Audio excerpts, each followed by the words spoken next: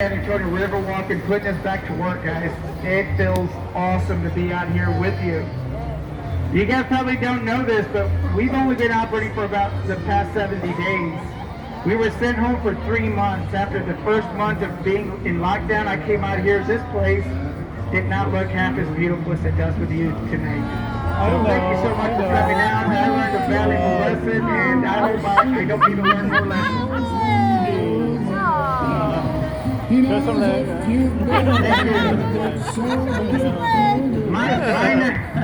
My name is Roberto. I'm going to be your boat captain and tour guide for the next 20 to 25 minutes. Pretty simple rules. No standing, no smoking, and to everyone sitting on the rails, be mindful, be aware of your arms and elbows. We're going to come close some of the walls, sidewalks, bridges, and other boats. Don't let anyone get hurt. Not on Golly. tonight.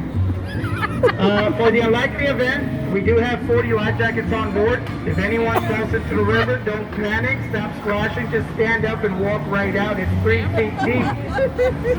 The gentleman here will probably need to fall in at least 8 times before he can get entirely wet.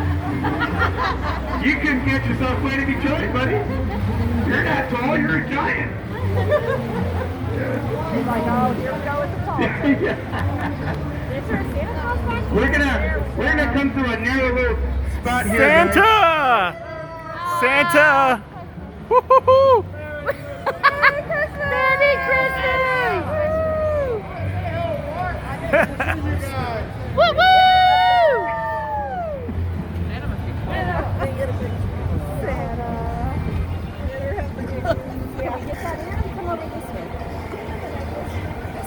We're going to cover 2 miles of the downtown area of San Antonio, guys. And as we go along, I'm going to kind of go over some of the history, some of the sites that we've got out here on the Riverwalk.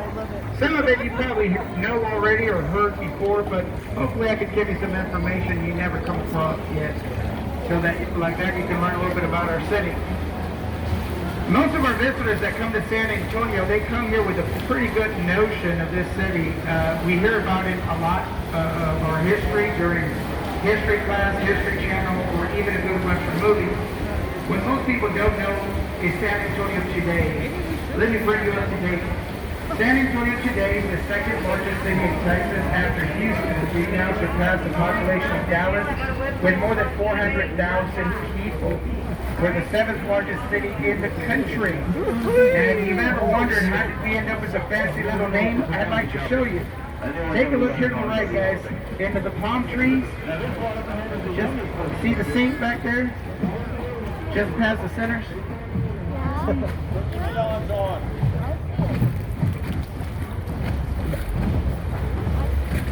Yeah, well, my nav lights are not on, but the insight lights are. Anyhow, I've got all the lights turned on. St. Anthony's, the saint in which this river and city was named after. And most people don't know this, that come here. They don't know that San Antonio is the 2nd oldest continuous city in America, after St. Augustine, Florida. It was founded in June 13, 1691. That's 329 years ago. It was made an official city in 1718, making San Antonio a 302-year-old continuous city. San Antonio. The only other city established before this one, St. Augustine, Florida.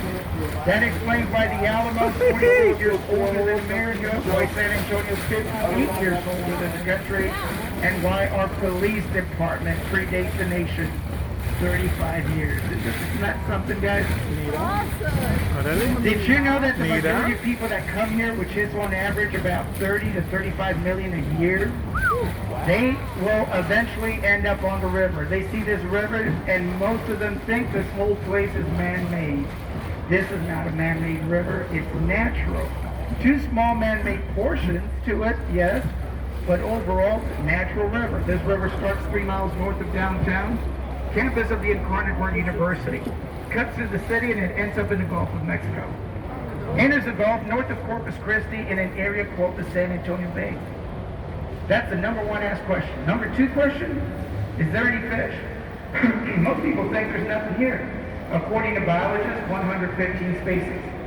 7 different species of catfish. They're not being fished out, not allowed. That's number 2 question. You know what the number 3 most asked question I get? It's, Roberto, are you single?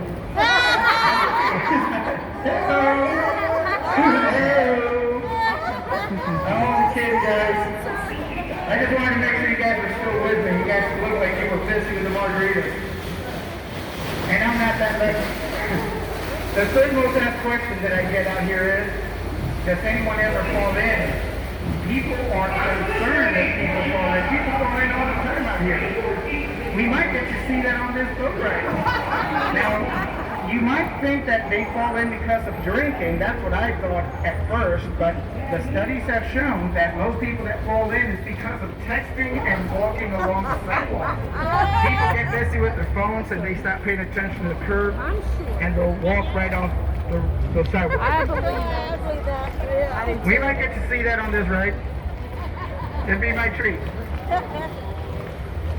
Now, the building up ahead, as soon as we pass this bridge, the building over on the left side might look like an ordinary building to us tonight, but this building here is extraordinary. And I'll tell you why.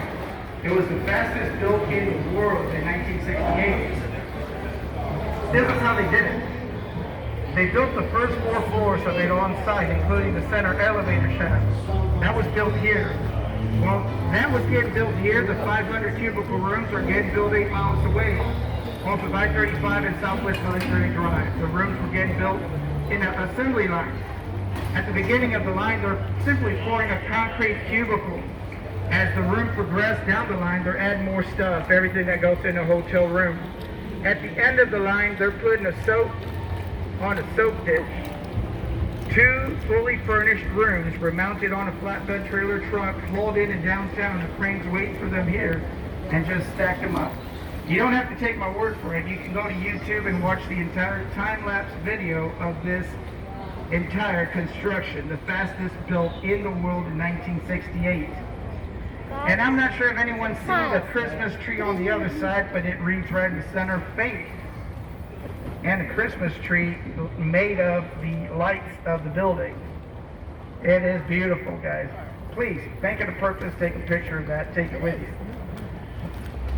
Now, even though you've never been to San Antonio before, or never been to a show here at the Artisan, you might recognize the small stage if you've seen the movie Miss Congeniality with the beautiful and talented Sandra Bullock. Yes, my daughters love that movie. I've seen it probably 1,000 times.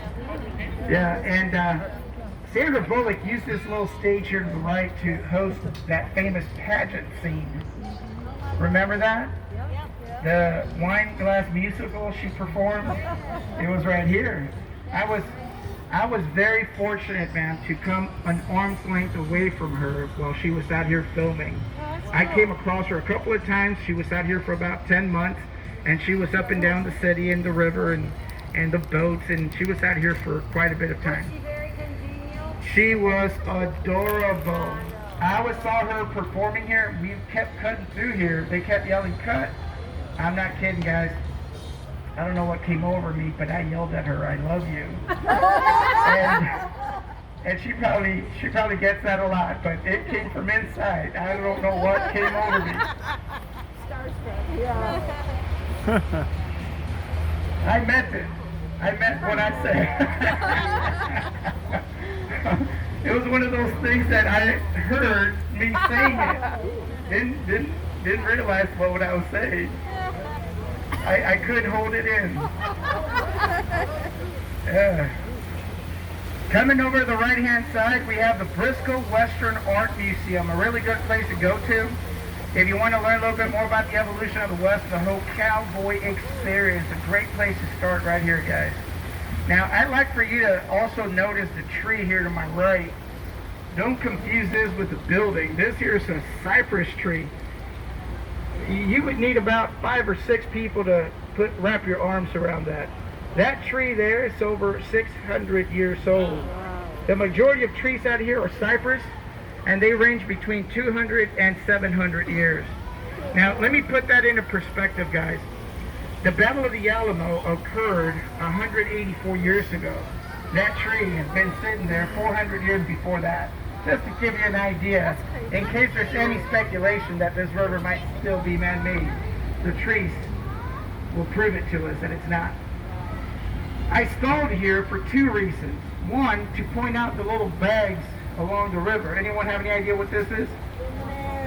Just so you know, these particular ones, we call them luminarias. It's a Spanish word that means to light up, okay? This was the first forms of Christmas lighting, guys. Now, what I'd like to explain to all of you who don't know the history of Christmas lighting, the origins of Christmas lighting got started in the 12th century in Germany, okay? Martin Luther would come out of his house, look through the pine trees, and he saw the night sky, the stars just gleaming through the tree. And this is where the concept, the Christmas tree idea, comes from Germany. Now, does anyone have any idea why we put a star up on top of the tree? Yes, ma'am. That takes us to Bethlehem, 2,000 years ago. The three wise men followed a North Star. People who still today, who travel in deserts, follow the stars. They don't have anything else to reference to. These three wise men were obviously in the desert, and they followed the North Star that led them to Bethlehem. Now, the reason why we share gifts in Christmas is because these three wise men gave Jesus' child three gifts. If you've read the good book, you We're not come across Jesus. that. Now, Christmas lighting and giving gifts and a Christmas tree did not start together in history, guys. They came and merged in America. That's where that tradition all came together and became the Christmas we understand.